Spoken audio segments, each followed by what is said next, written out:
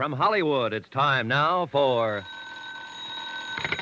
Johnny Dollar. This is Reynosa, L.A. Police. Oh, hiya, Sergeant. Any luck? Nothing. This Topo Leanley boy's been in jams before. He's a tough cookie, and we don't scare him a bit. What's his story?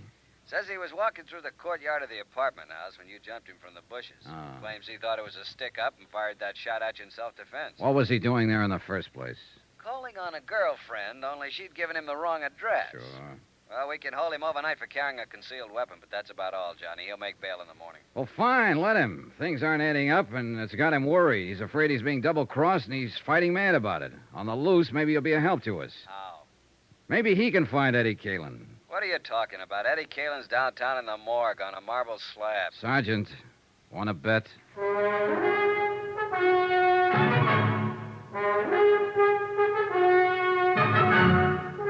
Tonight and every weekday night, Bob Bailey in the transcribed adventures of the man with the action-packed expense account, America's fabulous freelance insurance investigator. Yours truly, Johnny Dollar.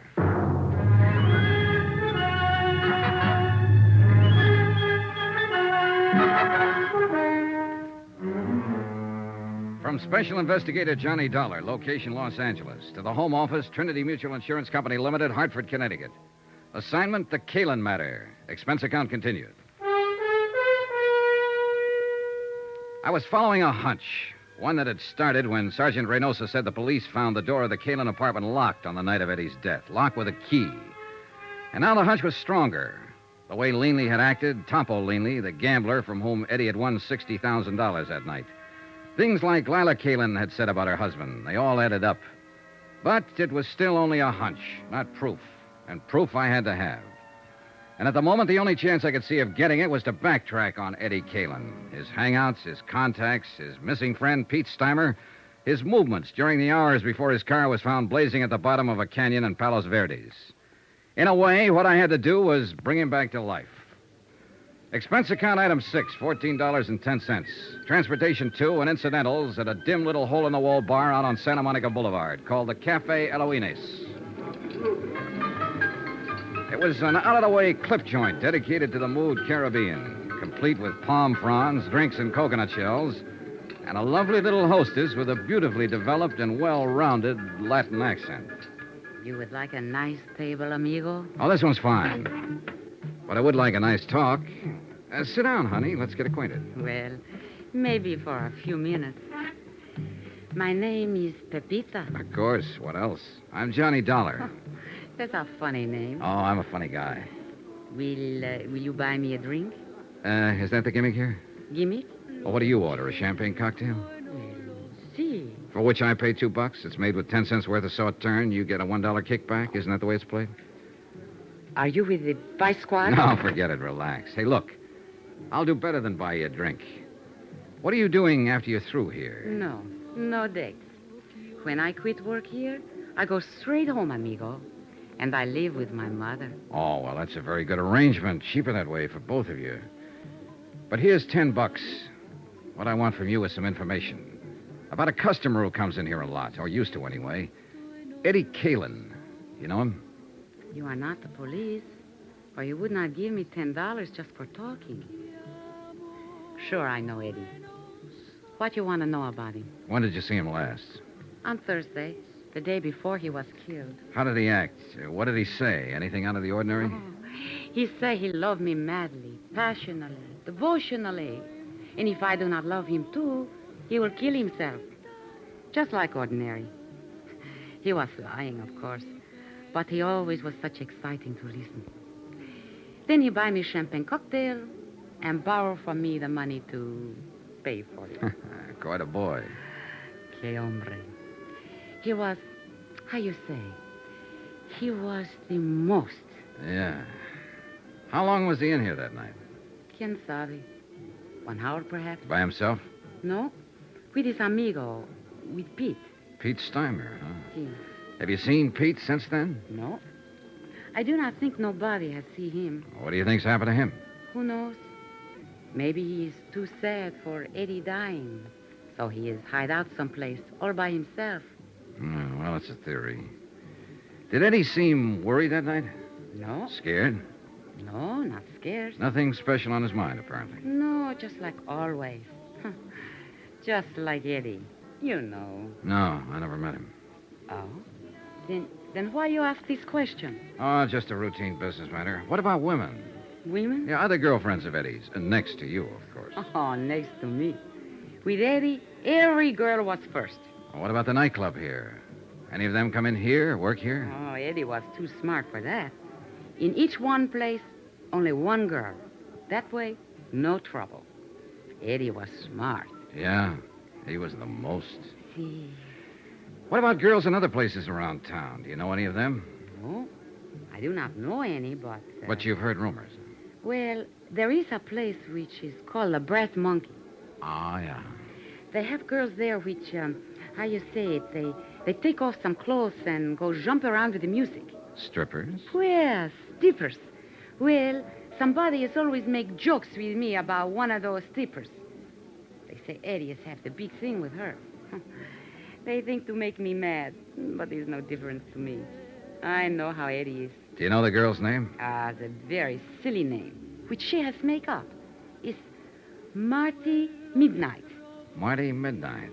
She has black hair like me, but mine is natural black.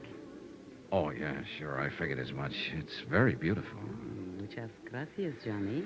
Well, thanks for some pleasant conversation. You are leaving now? Yeah, what? But maybe you will come back. No? I wasn't planning to. At 1 o'clock, I am through working. If you will come back... No? No. We wouldn't want to worry your poor old mother, would we? Keep her waiting up. What are you talking about? My mother is living in Havana, Cuba. Expense account item 7, $23.40. More transportation and some more of those incidentals. This time at the Brass Monkey Inn. That name had come up twice now. Eddie Caylin's widow had mentioned it first. So I figured I'd better have a look at it. The Yellow Inez had been a fairly quiet place, dimly lighted, with a big play on that mystery of the jungle routine. But the Brass Monkey was a pony of a different tint. At the Brass Monkey, they let down their hair and really lived. The chorus line was on and at it when I arrived, and strangely enough, the girls were all dolls, pert, young, lively. 7 of them, from left to right. But not one of the 7 had midnight black hair. I leaned against the service bar and waited for the bartender to come down out of the clouds and notice me. And he finally did. Oh, sorry, Buster. Just couldn't see you for looking at you. Oh, that's all right. Who'd bother with a customer at a time like this? Another art lover. Man, I'll tell you true, there is the cream of the crop. 7 shining sisters. The Pleiades, brother. The absolute up-top zenith of the entire ecclesiastic firmament. What'll you have to drink? Scotch over ice. Checo. I read a lot. That's where I get all them big words. Always try to better myself. Get ahead, man, that's the thing. Yes, so I've heard. So I read all the time, and I got a system, too, a shortcut. You know all them books you see around? You know what they're full of? Well, opinions vary. Words. And you know where they get them? From the dictionary. So I don't mess around. I go right to headquarters. The only book I read is the dictionary. You what? Sure. Read it through twice, and now I'm clear up to J on the 3rd time around. You know what a joss house is? Yeah, it's a Chinese temple. I think I need that drink now. Oh, I'm sorry, Buster. Here you are. Say, you're pretty smart yourself. Oh, I'm a pedant. Pedant. That's with a P. Nah, I won't get to that for another 3 months. That's a buck even for the drink. Here you go. Keep the change. Well, thanks. Hey, this is a 20 you give me. Yeah, I know. Oh, I see. Well, Buster, the answer is no. I can't fix you up with one of the girls. All I want is some information. Like what? Like, where is Marty Midnight this evening? Oh, that I wouldn't know. She hasn't been around since, well, not for the last 4 or 5 nights. Since Eddie Caylin was murdered? Is that what you're about to say? Police? Insurance investigator. The company I represent issued a policy on him. Eddie Caylin with insurance? Yeah, he took it out about 2 months ago. Who's the beneficiary? His wife. Well, I never met the gal, but I guess she's got something coming. She must have took quite a beating off of Eddie. Man, that cat could really operate. So I gather. You happen to know where Marty lives? Nah, she moved a few weeks ago, after she took up with Eddie. I don't even know her real name. Hey, is the manager here? I'm the manager, Buster. I hired him, fired him, and in between, just look at him. Oh, man, what a life. Do you know a friend of Eddie's named Pete Steimer? Sure I know. He hasn't been around either. Disappeared that same night, huh? Yeah, that was a bad night all around. There was another guy dropped out of sight, too, a hood named Mike Kelso, one of Topo Leanley's boys. Do you know Topo? He comes in all the time. He's Hey, wait a minute. You must be the cat that broke his arm. Well, congratulations, felicitations, and happy days. I'll have a drink myself on that. Real popular boy. Huh? Oh, the most. I understand he got his start by leaning out of his baby carriage and shoving his mother under a car. Was he in here that night? Well, sure. That's where Eddie met him. I told Eddie to stay clear of that game. And was I right? And you think that's why he was killed, for the $60,000 he won that night? Buster, that's the type of question I never answer. And that's exactly why I stay so healthy. Well, you don't have to answer. That's where all the logic points.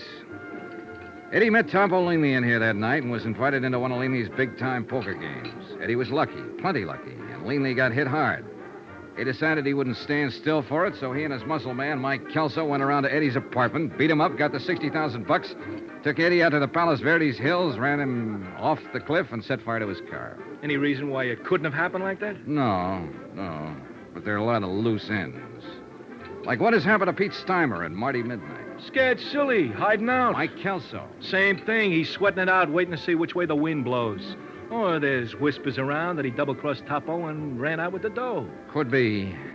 But I keep remembering that door. What door? To Eddie's apartment. It was left locked with a key. So what's it got to do with everything? Uh-oh, the police. I'm raided again. Hey, Red, dump that water, bar, whiskey down a sink.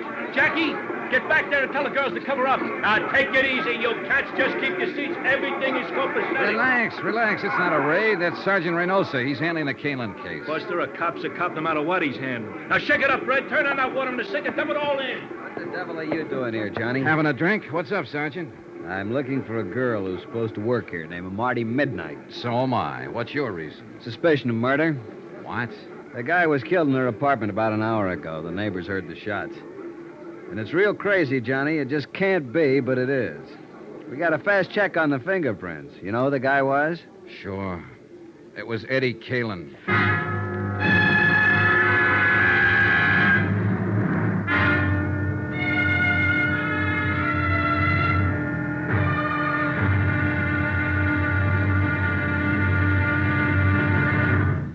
Now, here's our star to tell you about tomorrow's intriguing episode of this week's story. Tomorrow, a stakeout, a manhunt, and a tired intern breaking his heart to keep life in a broken body. Join us, won't you? Yours truly, Johnny Dollar.